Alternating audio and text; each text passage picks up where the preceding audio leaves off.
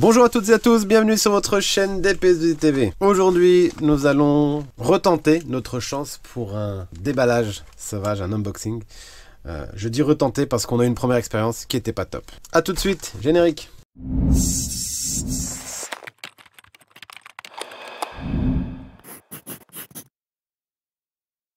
Donc, aujourd'hui, on va tenter, je dis tenter, de réitérer notre déballage surprise. On avait fait donc un déballage il y a quelques jours. Donc, je retente. Mais avant de le déballer et de découvrir ensemble ce qu'il y a dedans, je vous invite à vous abonner à notre chaîne afin que vous soyez toujours prévenus des nouveautés, des nouvelles vidéos. Donc, pour vous abonner, rien de plus facile. Vous cliquez sur le bouton rouge abonnez-vous qui se trouve en dessous de la vidéo ou alors vous cliquez sur le logo DPS2 TV qui se trouve en bas à droite de l'écran. C'est parti. Alors, ouvrons, découvrons ce qu'on a là-dedans.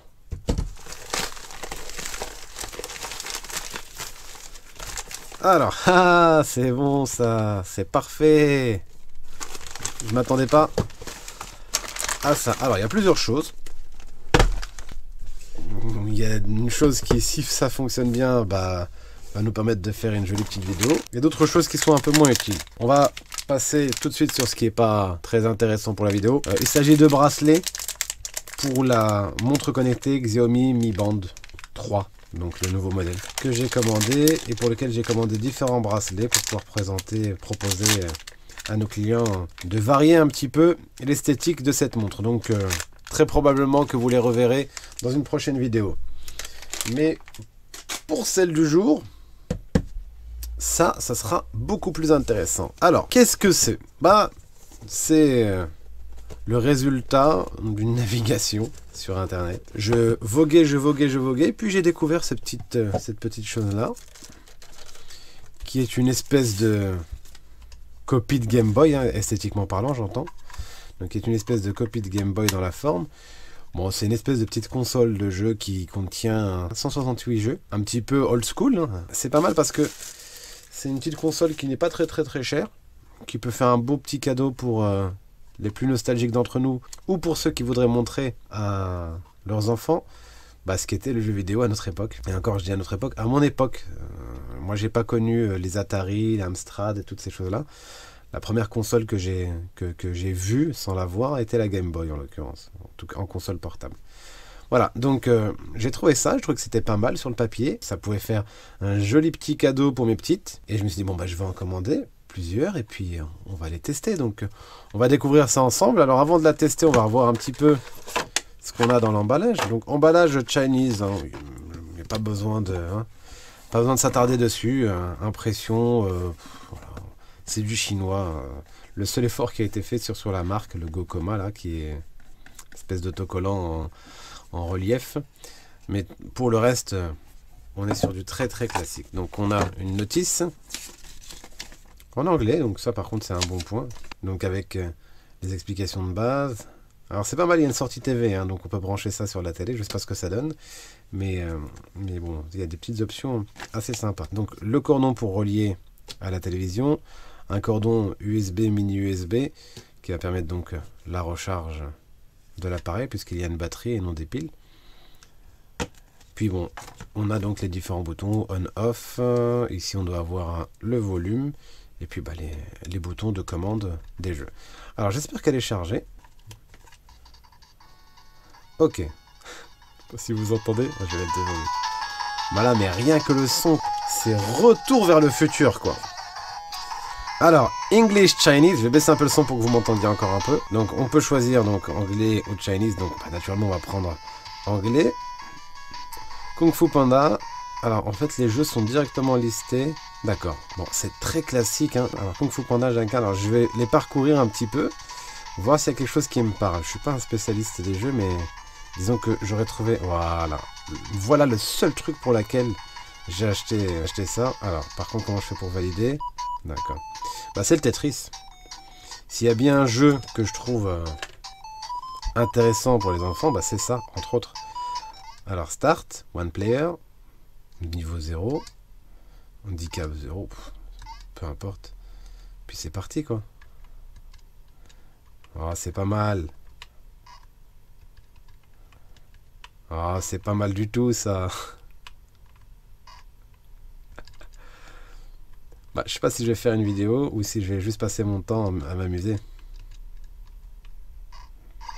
Voilà, donc bon, je vais pas vous faire... Donc R pour reset. Donc à chaque démarrage, on choisira en fait la langue... Ça c'est pas mal pour le coup, si je fais... Je sélectionne ma langue par exemple, ok. Voilà, je vais aller dans un jeu n'importe lequel. Voilà, je vais l'éteindre, la rallumer.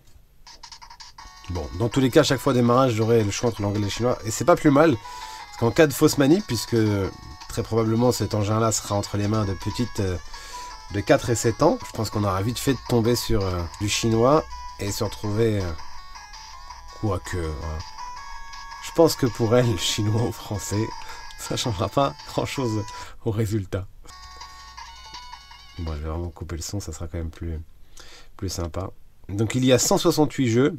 Alors je les connais pas tous. D'accord, donc c'est... Voilà. Moi c'est ce que je voulais, c'est clairement kitsch. Alors je sais pas après comment on démarre.